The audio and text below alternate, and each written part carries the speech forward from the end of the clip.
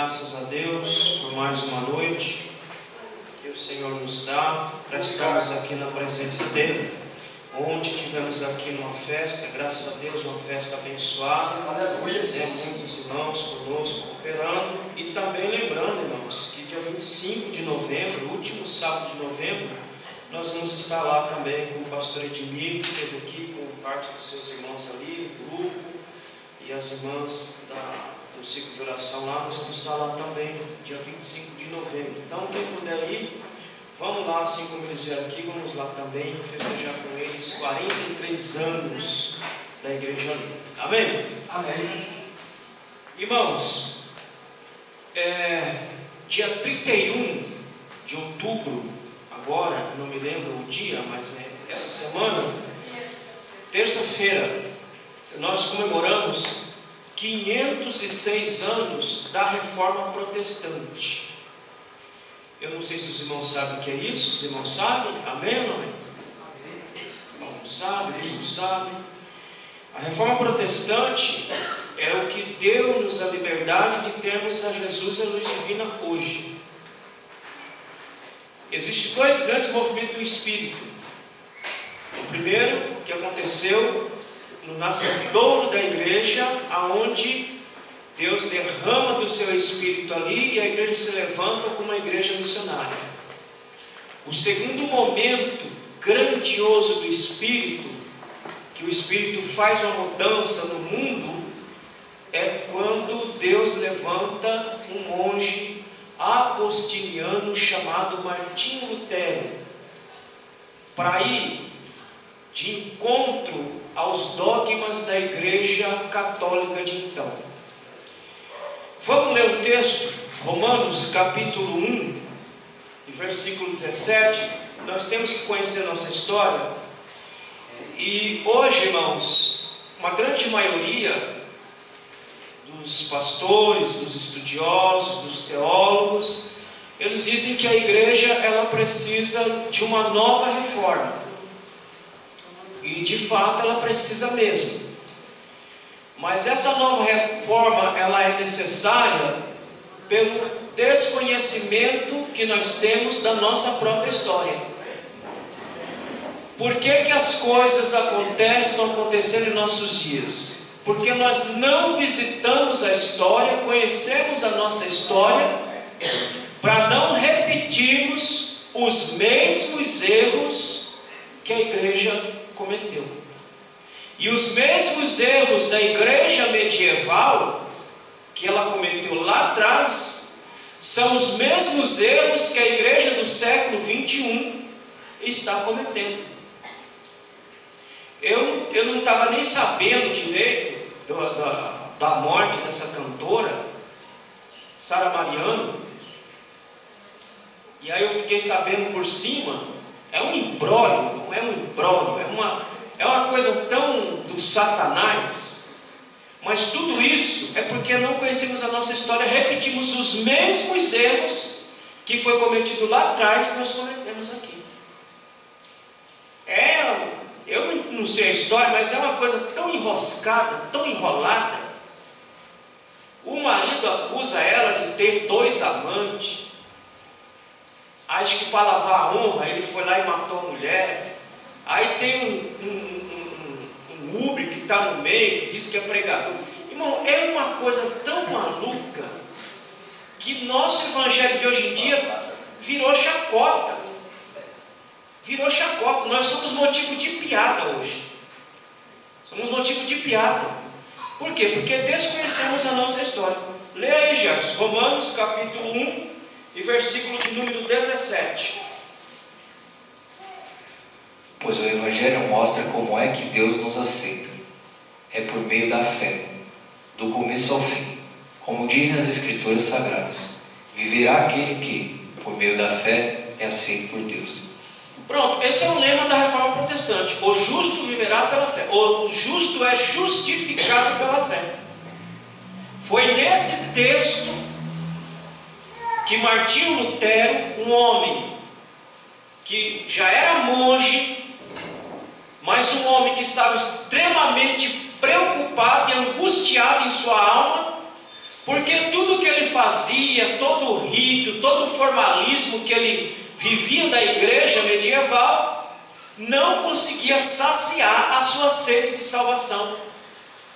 E ele buscava de todas as formas, de todo custo, sentir essa salvação em sua alma, e ele não conseguia sentir. E ele foi em busca disso. Ele foi ao encontro disso. E quando ele chega nesse texto de Romanos capítulo 1, versículo 17, ele entende o Evangelho. O justo é justificado pela fé e não pelas obras. Nós não somos justificados pelas obras que fazemos. Nós não somos justificados pelas roupas que vestimos. Nós não somos justificados pela forma de culto que nós apresentamos. Nós somos justificados pela fé em Jesus Cristo e somente pela fé. Amém, meus irmãos? Mas hoje parece que nós estamos retrocedendo lá atrás. E daqui a pouco nós vamos ver como é que se define reforma protestante. Se você perguntar para um católico, ele vai dizer que reforma protestante significa um movimento de revolta dos protestantes contra a igreja católica. Se você perguntar para um católico, ele vai dizer isso. Esse movimento chamado reforma protestante, que surge no século XVI, nada mais é do que um movimento de gente revoltada, de um movimento de gente descontente, e de fato estava mesmo. Se você perguntar para um historiador, ele vai dizer que reforma protestante é a igreja buscando voltar aos seus padrões religiosos do Novo Testamento. Então o historiador vai dizer, não, a reforma não foi um movimento de revolta. A reforma foi um movimento de um grupo de pessoas que estavam descontentes com a igreja que estava instituída, com a forma de culto, com a maneira de cultuar, e era um pessoal que estava buscando uma igreja que se adequasse à igreja do Novo Testamento. Mas se você perguntar para um historiador secular, ela só vai dizer que reforma protestante é um movimento revolucionário. Mas, irmãos, e para nós, o que é reforma protestante? Reforma protestante para nós é a busca de voltarmos à igreja, a sua vida espiritual ao padrão do Novo Testamento. É uma volta para a palavra de Deus. É uma volta para o início do que era a igreja. Nós não podemos dizer que a igreja de hoje é a mesma igreja que iniciou no século I, porque ela não é. A igreja de hoje já não tem mais o mesmo fervor, já não tem a mesma disposição que tinham os primeiros cristãos. Não tem mais. Você percebe, irmão, que quando começou essa briga entre Hamas e Israel, alguns crentes ficaram meio apreensivos, meio temerosos. Será que a guerra vai estourar? Será que é agora que o bicho vai pegar? Mas aí você percebe que os dias vão se passando e o pessoal vê que não é tudo isso, e vai voltando àquela velha rotina, e vai voltando àquela mesma vida. O inimigo da igreja primitiva, ele era, eu posso dizer a vocês, irmãos, que o inimigo era menos perigoso do que dos nossos dias. Porque o inimigo da igreja primitiva era o Império Romano e os judeus, os religiosos. E a igreja sabia quem era o seu inimigo. E a igreja sabia que ela tinha que firmar a sua fé e não negar a sua fé. Eles estavam ancorados nisso, que se precisasse morrer, eles morreriam, mas não negariam a sua própria fé. Mas o inimigo da igreja do século 21 é muito mais perigoso e muito mais letal que do século I. Porque o inimigo do século XXI é um inimigo chamado materialismo. É aquele inimigo que vai minando as nossas forças sorrateiramente. É aquele inimigo que vai tirando o nosso foco das coisas espirituais sorrateiramente. Era a busca dos reformadores. Mas antes de nós falarmos dos reformadores, que nós estamos no século XVI, nós temos 3 personagens precursores daquilo que Martinho Lutero fez. A maioria dos irmãos hoje, veja como que a igreja está totalmente pagã. Algumas igrejas, até o Halloween, já estão comemorando, revestindo essa festa do Satanás com uma roupagem cristã, para dizer, não, isso não tem nada a ver, podemos comemorar o Halloween, podemos comemorar essa festa maligna, porque é uma festa inofensiva. Mas, meu irmão, houve 3 homens do século 12, 13 e 14. O primeiro deles, John Wycliffe, um homem insatisfeito com a igreja da Inglaterra, que buscou reformar a igreja. Não era a intenção de Wycliffe, não era a intenção de Lutero sair da igreja. Era a intenção deles reformar a igreja, fazer a igreja voltar ao padrão bíblico, fazer a igreja voltar aos moldes da igreja primitiva, ser uma igreja bíblica. E ele morreu por isso. Houve outro homem chamado John Hus, na Boêmia, que foi queimado vivo, porque ele também queria, ao mesmo tempo, reformar a igreja. Ele não queria sair da igreja, ele queria reformar a igreja, trazer a igreja para o padrão do Novo Testamento. E por conta disso ele morreu queimado. E outro homem italiano chamado Savonarola também, com o mesmo intento, queria reformar a igreja italiana. E todos esses homens morreram tentando reformar a igreja.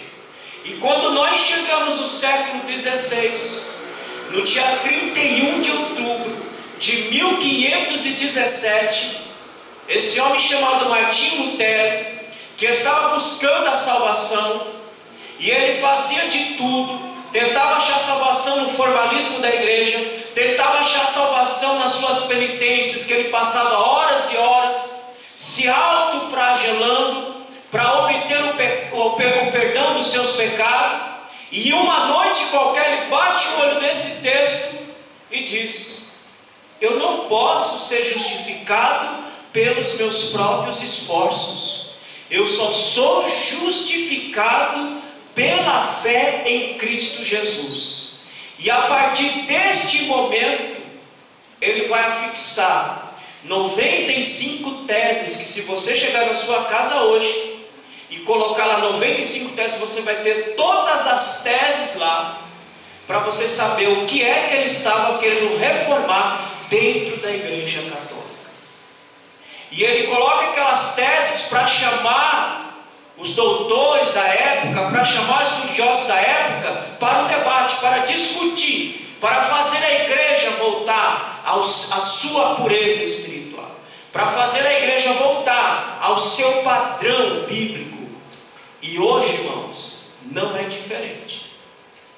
Hoje, nós, pelas coisas que estamos vendo e ouvindo, nós falamos a mesma coisa. Precisamos de uma nova reforma, de maneira que faça o povo voltar para a palavra de Deus. Amém, meus irmãos? Amém. Hoje nós temos a Bíblia fácil em nossa mão. Se você quiser, você não precisa nem comprar uma Bíblia. Uma Bíblia como essa, você encontra quem te dá. Você não precisa, se você não quiser a Bíblia desta forma, você tem digital. Se você não quiser ela digital, você quiser ouvir, você tem ela para você ouvir. E nunca houve tanto analfabetismo bíblico em toda a história da igreja como hoje. O povo não conhece a Bíblia. O povo não conhece o caminho para que está caminhando. Tem crente que está caminhando meio perdido, pegando atalho aqui e acolá, porque não sabe direito o caminho, porque o único meio de nós entrarmos nesse caminho, ficarmos nesse caminho, é pela palavra de Deus, e não tem outro meio. Amém, meus irmãos? Então nós precisamos visitar a história, ver os erros que foram cometidos lá atrás, para não cometermos no nosso período. Por que a reforma aconteceu? O que levou a esse movimento reformador? Primeiro, mudança geográfica. E você pode falar, mas o que isso tem a ver? Tem tudo a ver com o que nós estamos falando. O mundo de então estava mudando de modo drástico na sua geografia. Quando o homem medieval descobre os mares, então começa a descobrir outras regiões, outras terras, outros lugares. E nesse âmbito de buscar algo novo, dá estofo para que se inicie esse processo reformador. Então a mudança geográfica, ela é uma das causas da reforma. Hoje nós vivemos também uma reforma geográfica, no sentido geopolítico, em que tudo muda muito rápido, em que as informações transitam muito rápido. Irmãos, se nós pensarmos há 20, 30 anos atrás, a igreja não estaria assim como está hoje. Ela não estaria. Ela teria mais gente, ela teria mais crente, mas como a mudança no mundo, ela vem acelerada, e ela vem com velocidade, trazendo informações novas, trazendo coisas novas e prejudiciais, o povo começa a beber desta fonte, começa a beber desta água, e acaba abandonando a sua igreja, a sua congregação. Então, primeiro ponto, mudança geográfica. Segundo, mudança política. Antigamente, irmão, tudo estava debaixo do império. Não existia Estado-nação. O que existia era o Império Universal. Mas quando entramos nesse período, alguém começa a pensar, não existe Império Universal, mas existe Estado-nações. E cada terra, cada parte, cada reino torna-se independentes. E a partir dessa independência, também dá estofo para que Martinho Lutero faça o que ele fez quando ele afixou as suas 95 teses, dizendo para a igreja que o homem é justificado pela fé e não pelas obras. Amém, meus irmãos? Terceiro, mudanças econômicas. O povo de então vivia da agricultura. Com essa mudança geográfica, com essa mudança política, há uma mudança econômica em que o povo já não está mais escravo da terra, mas começa um novo modo de negócio, um novo modo de mercado. E todas essas mudanças vão trazendo também para dentro da igreja, forçando a igreja a também mudar. Só que a igreja ficou rígida, não querendo acompanhar essas mudanças e manter as suas doutrinas, manter o jugo sobre o povo, manter a escravização sobre o povo, mas o mundo estava mudando. E esses indivíduos que buscavam essa reforma, que buscavam essa mudança, acompanhando toda essa transformação, começaram a trabalhar para que a igreja reformasse a sua fé, reformasse o seu modo de vida. Mudanças sociais. Eu não sei, irmão, até que ponto a mudança social ela é boa. Porque antigamente era como casca. Se o camarada nascesse pobre, ele iria morrer pobre. Ele não iria sair da classe pobre para a classe rica. Ele morreria lá, pobre. está mudando, há também a mudança social nesse período, em que um pobre começa a ter terras, começa a ter coisas, começa a ter acesso àquilo que ele não tinha, e começa a mudar a sociedade de então, começa a mudar a cabeça do homem de então. Eu não sei, querido, até que ponto foi bom para a igreja brasileira a mudança da moeda do nosso país, porque os mais antigos, como eu, vão lembrar da década de 80, em que nós tínhamos uma inflação de 80% ao mês. A maioria aqui não sabe nem o que é isso. Nós estamos falando de 5, 6% de inflação ao ano, e o povo já está preocupado. Agora você imagina você viver com uma inflação de 80% ao mês na sua cabeça. E o povo tinha que correr atrás se quisesse sobreviver, se quisesse comer. Mas quando começa a mudar a moeda, e o povo começa a ter acesso àquilo que ele não tinha. Por exemplo, quem tinha telefone era quase que rico. Telefone você vendia ação. Tinha gente que vendia a ação do telefone e comprava casa, comprava carro, porque era muito pouca gente que tinha acesso ao telefone. A maioria era orelhão. Eu ficava maravilhado quando eu ia na casa das pessoas e eu via a telefone e dizia: essa pessoa é rica, porque na nossa casa não tinha. Quando eu quisesse falar, tinha que ir por orelhão. Então eu digo: uma pessoa dessa aí é rica. Mas quando as coisas vão mudando, o povo começa a ter acesso a essas benesses, começa a ter acesso àquilo que não tinha, começa a ter acesso à comunicação. Irmão, parece que isso acaba nos estragando em vez de nos melhorar. Essas coisas deveriam nos melhorar. Essas coisas nos deveriam botar mais perto do Senhor. Essas coisas nos deveriam fazer mais grato ao Senhor. Mas parece que essas mudanças sociais, elas têm mais atrapalhado do que ajudado a igreja do Senhor Jesus Cristo. Porque se fosse em outro tempo, irmão, nós estaríamos com sol, com chuva, com toda dificuldade, nós estaríamos glorificando e exaltando o nome do Senhor. Amém, meus irmãos? Então essa mudança econômica também, essa mudança social também trouxe esse alento para os reformadores fazer o que eles fizeram.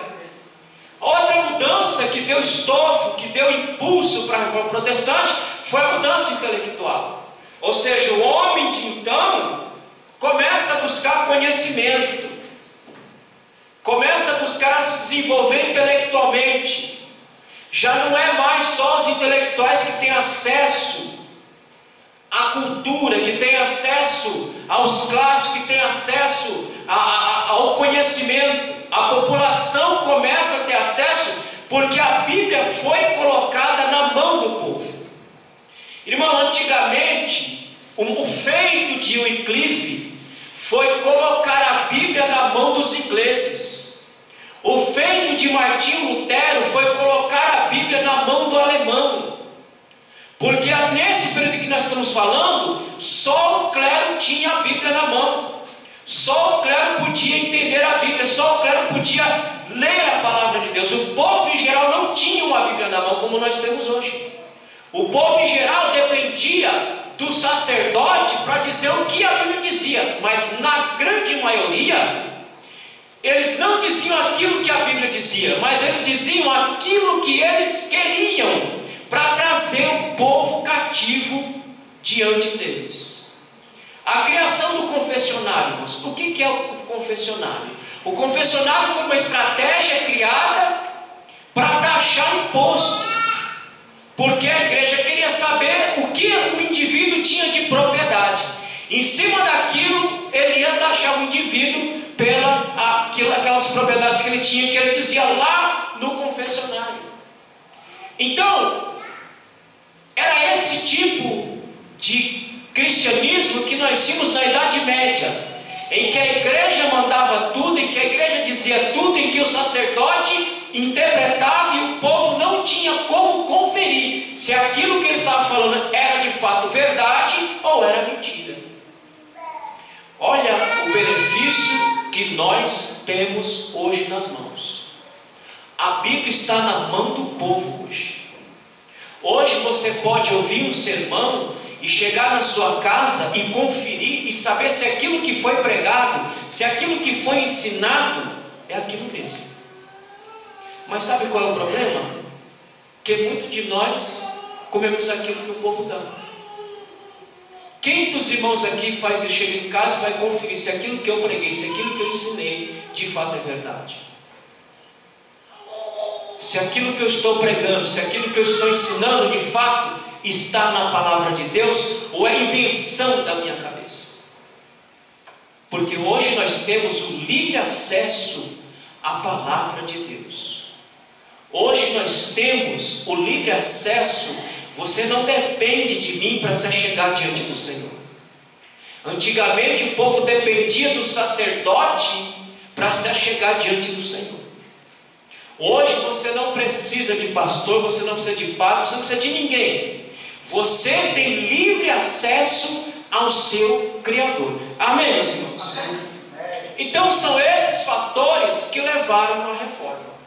Agora, o que levou Martinho Lutero fixar as 95 teses na porta da Catedral de Wittenberg?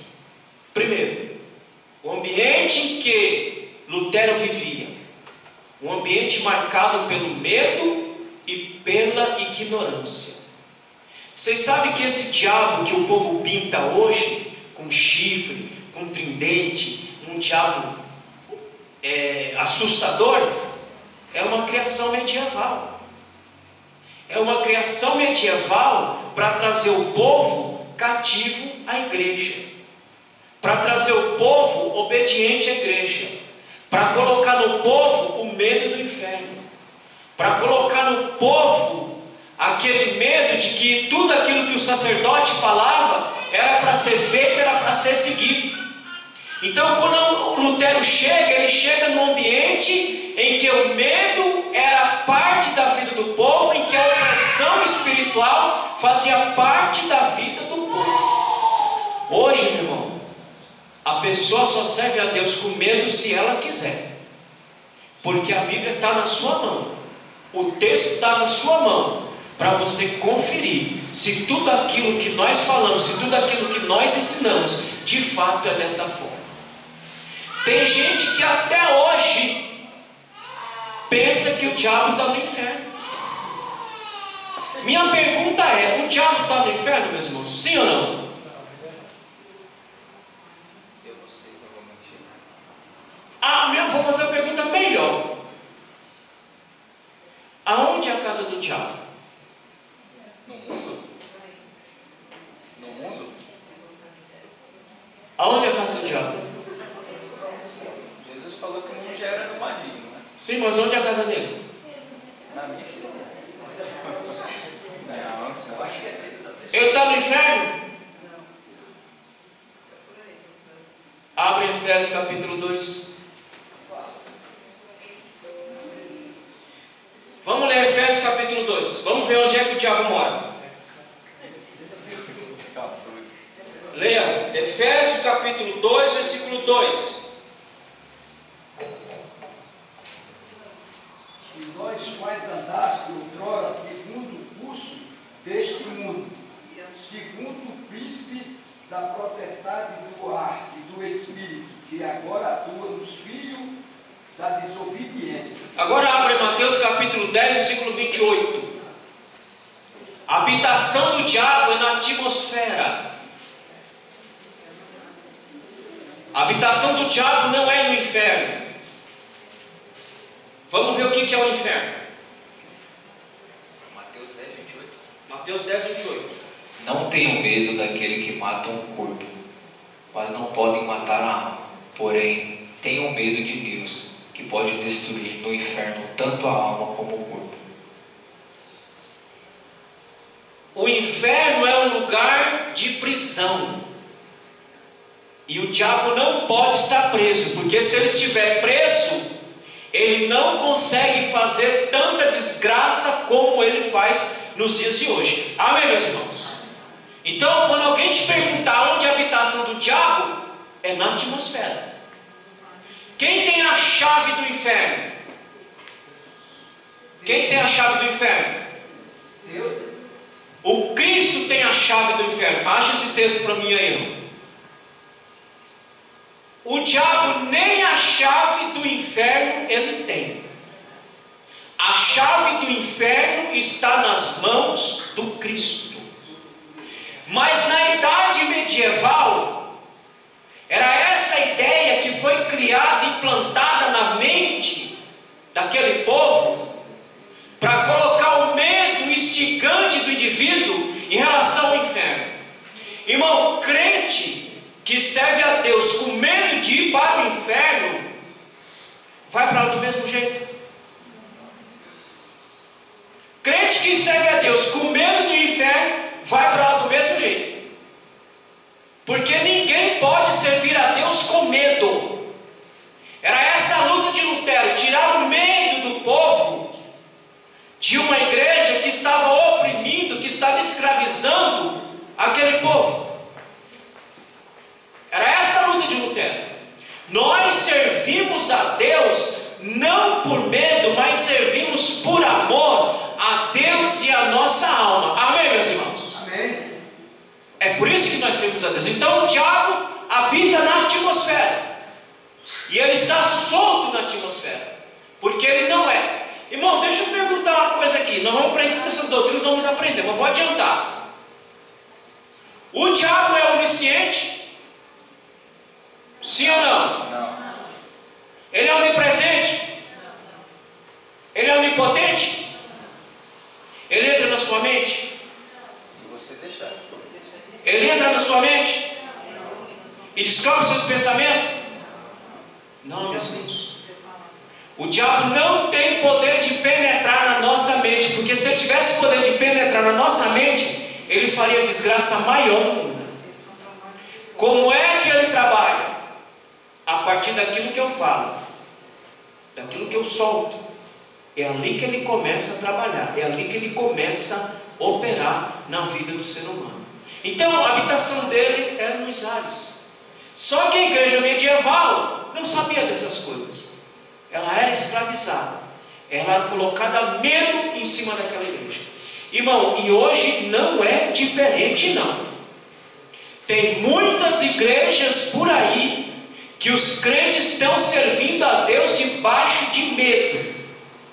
E medo porque a liderança tem colocado medo nos indivíduos para trazer cativo e escravo de suas ideias, de suas ideologias e dos seus propósitos. É por isso que nós falamos que a igreja precisa de uma nova reforma. Segundo, o ambiente moral era decadente. Irmão, qual é a diferença da igreja medieval para a igreja do século 21? O medo está sendo implantado dentro da igreja. O ambiente moral da igreja é decadente, meus irmãos. Olha o tanto de coisas que nós estamos vendo e ouvindo. É pastor que rouba a igreja. É pastor que vive uma vida de imoralidade, promiscuidade. É pastor que prega cheio de cachaça na cabeça.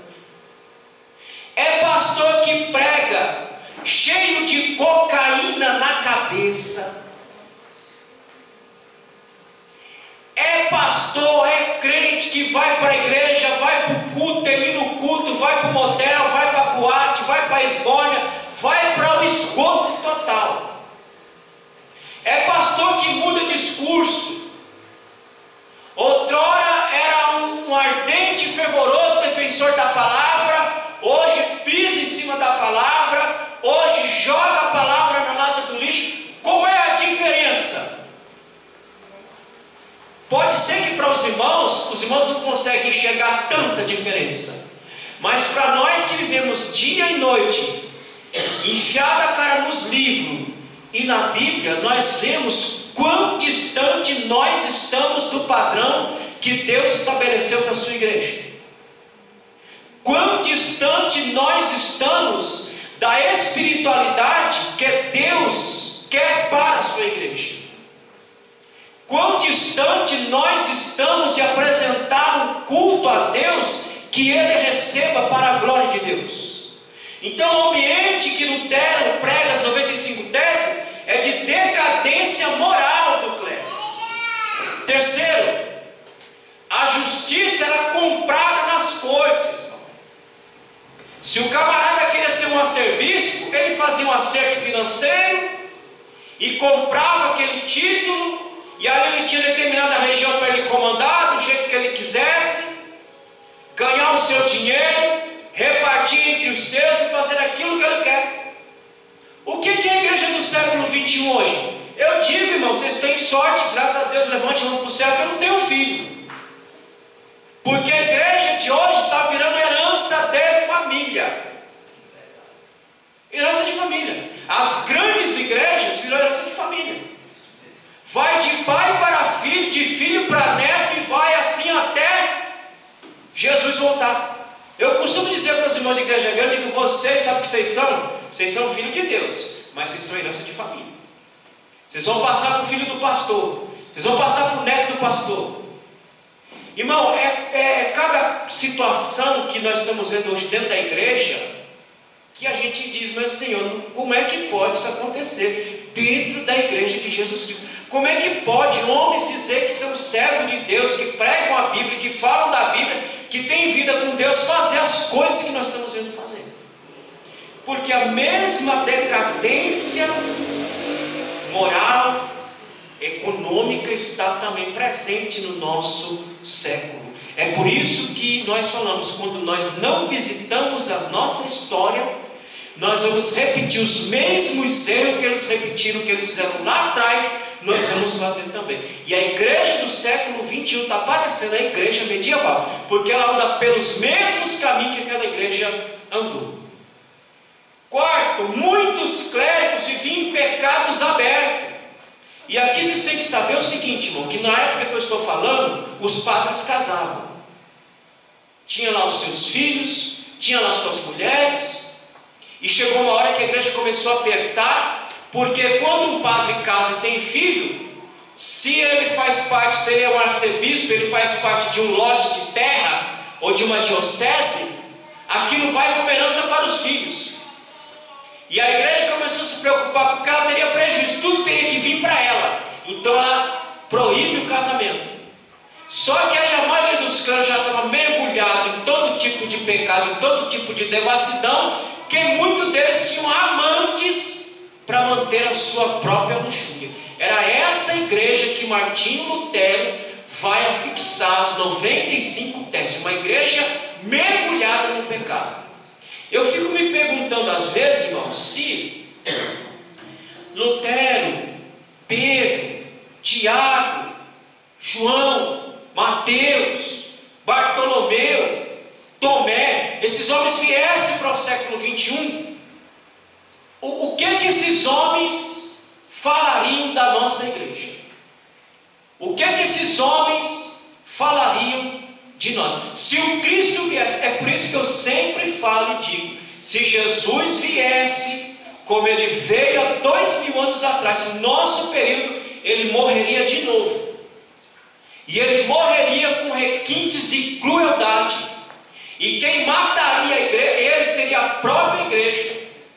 Faríamos como fizeram lá atrás, iríamos nos alegrar com a vida do Cristo, depois pediríamos a sua morte, porque ele iria enfrentar e confrontar muito dos nossos erros que são cometidos nos dias de hoje.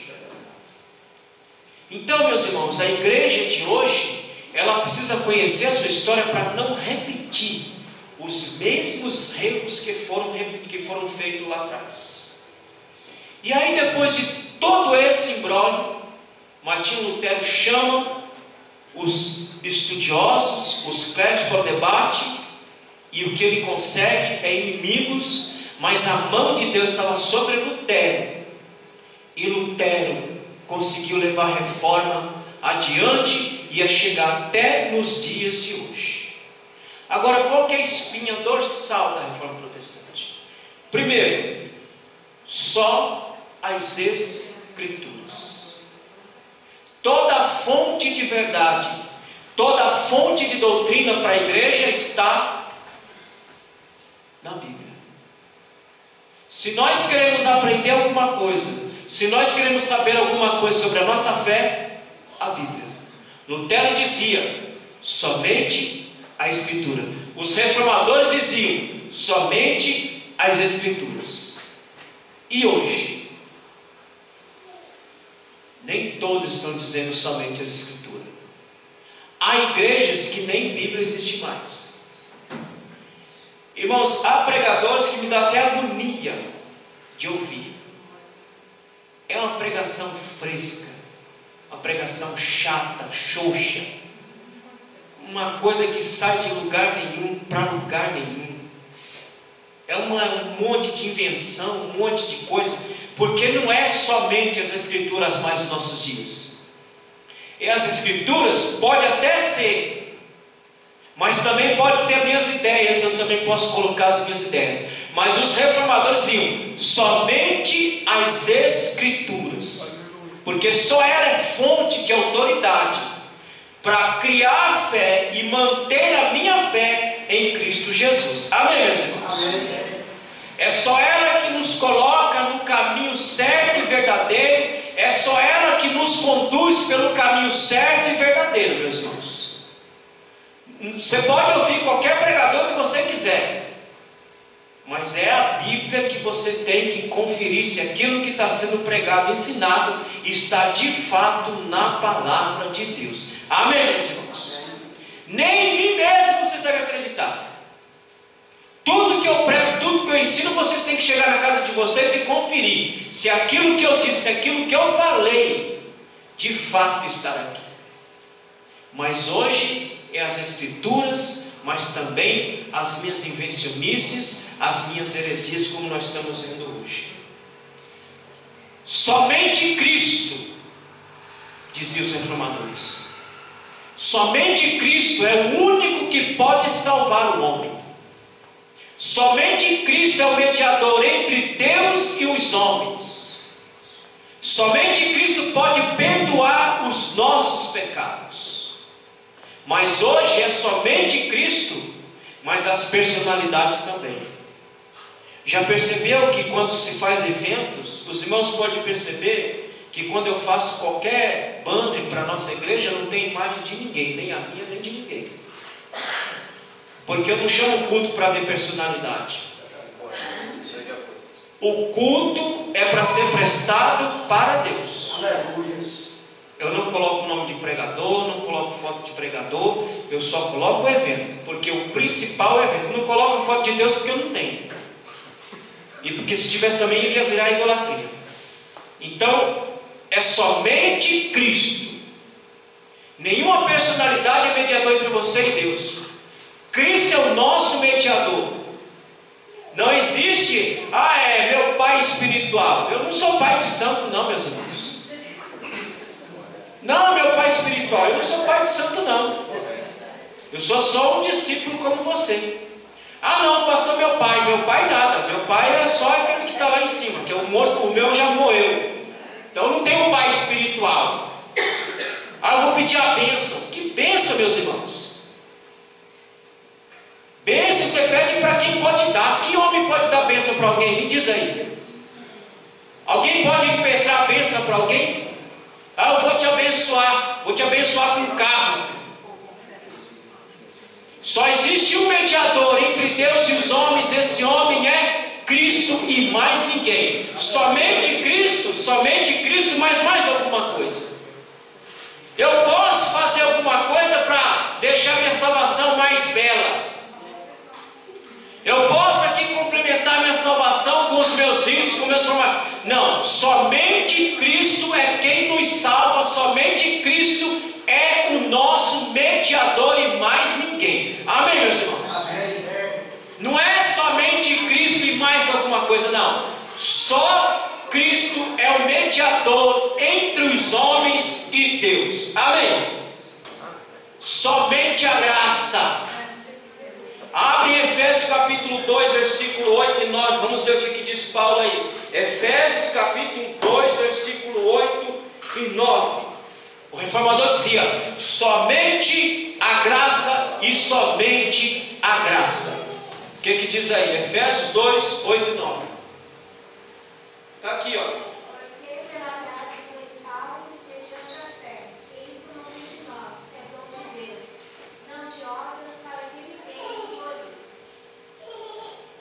O homem é salvo pela graça mediante a fé, que até a fé que você tem foi dada por Deus. Ninguém tem fé porque decidiu ter fé aqui, irmãos.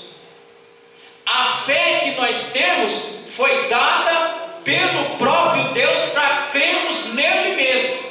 E nós somos salvos somente pela graça em Cristo Jesus, e somente pela graça. Amém, meus irmãos? Mas hoje é somente pela graça e por aquilo que eu posso fazer também. Eu posso ajudar no processo da minha salvação, eu posso fazer alguma obra. É por isso que no versículo 9 vai dizer que é somente pela graça, que é para o homem não se gloriar. Amém, meus irmãos? Nós, quando fazemos alguma coisinha, a gente já quer achar que é alguma coisa, já fizemos uma coisa extraordinária. Agora você imagine se a nossa fé, se nossa salvação tivesse ancorada naquilo que fazemos. É por isso que Paulo diz: nossa salvação não é por obras, mas é somente pela graça e pela graça de Deus dada a cada um de nós. Amém, meus irmãos? Nós fazemos qualquer coisa, já queremos jogar na cara. Não, você é salvo pela graça de nosso Senhor Jesus Cristo. Amém? O reformador dizia: somente pela graça. Mas hoje estou dizendo: somente pela graça. Mas eu posso fazer alguma coisa também para deixar minha salvação mais robusta? Não, é somente pela graça em Cristo Jesus. Somente pela fé. E nós acabamos de ler: porque pela graça sois salvos, por meio da fé, e isto não vem de vós, é dom de Deus. É pela fé que nós somos salvos em Cristo Jesus. Não é por atos, não é por obras, não é por coisas, é somente pela fé que nós somos salvos em Cristo Jesus. E por último, só damos glória a Deus. Só Ele é merecedor de toda a glória. Agora, o que nós vemos hoje? Os homens querendo se gloriar em uma coisa que nem dele é. O que faço, o que falo, o que tenho, tudo provém de Deus e para a glória de Deus, em nome de Jesus. Amém, meus irmãos? Nada do que nós fazemos é para nós mesmos. Tudo que nós fazemos é para a glória de Deus. O seu trabalho é para a glória de Deus. Os seus ganhos é para a glória de Deus. A sua vida é para glorificar o nome de Deus. Tudo que fazemos é para a glória de Deus. Nada do que fazemos é para a glória nossa mesmo, mas para glorificar somente a Deus e a Cristo Jesus. Amém, meus irmãos? Então, quando falamos de reforma protestante, nós falamos da nossa história. Se nós estamos aqui hoje, foi porque Deus levantou esses homens com coragem, com fé, para enfrentar todo um sistema, para dizer que o indivíduo é justificado pela fé e salvo pela graça em nome de Jesus. Amém? Demos valor a isso, demos valor à nossa história, demos valor a tudo aquilo que Deus fez por cada um de nós, porque só Ele é merecedor de toda a honra e de toda a glória. E oremos a Deus que o Senhor nos dê graça, irmãos, que o Senhor nos dê força, que o Senhor nos dê ânimo, para continuarmos servindo e glorificando ao Senhor nesses últimos dias que nos restam aqui nessa terra, glorificando a Deus diante de tudo que está à nossa frente. Amém? Amém. Fique de pé, vamos orar ao seu Senhor, lembrando aos irmãos. Sim, vamos tirar foto. Terça-feira nós temos culto de oração das 8 às 9 e na quinta culto com as irmãs. Pastor, eu achei o versículo aqui, os irmãos. Vamos ler. Abram as vossas Bíblias em Apocalipse 1, versículo 18. Se puder, Nicolas, colocar aí. Apocalipse 1, 18.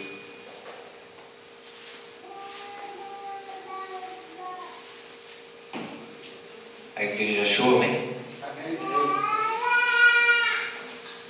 No versículo 18 diz assim: E aquele que vive, estive morto, mas eis que estou vivo pelos séculos dos séculos, e tenho as chaves da morte e do inferno. Pronto. A chave do inferno está na mão do nosso Cristo e vai ser aberto na hora certa para colocar o diabo e todos os seus comparsas lá dentro. Amém, meus irmãos? Vamos orar, meu. Toda oração vem